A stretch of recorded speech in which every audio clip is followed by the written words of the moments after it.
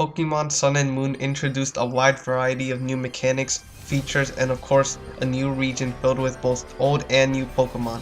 However, despite this, there were some missed opportunities that could have been in the game, but unfortunately weren't. Hey guys, it's me Crill, and today I'll be counting down the top 5 missed opportunities in Pokemon Sun and Moon. Now, before we start, don't forget to help the channel grow by subscribing and clicking that like button. Also, don't forget to check out my other videos and, leave positive feedback on them. It really helps support the channel. Anyway, shall we begin? At number 5, we have more clothing options. Even though Generation 7 introduced a whole variety of new clothing and the option to take off your hat, which is the first game in the series to allow you to do this, I feel as though there could have been more to this feature. There could have been the inclusion of hoodies, jackets, tuxedos, suits, and much more in the game. After all, in the Howley Mall, they have a whole store with tuxedos and fedoras that you can't even purchase or wear. Oh well, at least we got more clothing and customization options than X and Y had, making this number 5 on the list. At number 4, we have the inclusion of more cameo appearances by characters that appeared in past generations.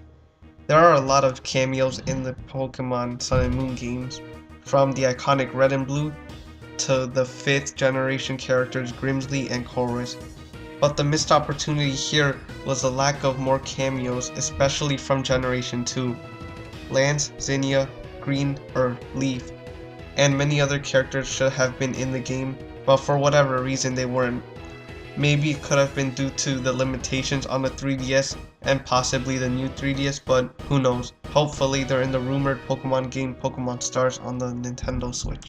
Number 3 will be the inclusion of new Alolan forms. Alolan forms was this new mechanic in the 7th generation that tried to make certain Generation 1 Pokemon more competitively viable, but at the same time making redesigns to their already established designs, making them, cool.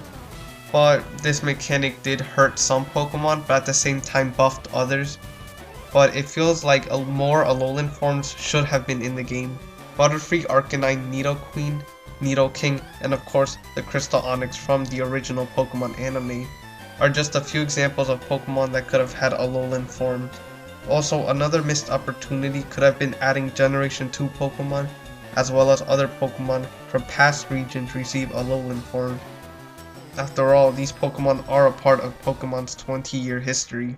Number 2 will be the lack of certain Pokemon that should have been introduced in Sun and Moon from the start. Don't get me wrong, I love the new Pokemon from the Alola region. I like how they were made to fit the tropical feel of this Hawaiian inspired region such as Comfey and Palosan. However, it's just that I feel as though there are some real life animals and objects from this tropical region that should have been made into Pokemon.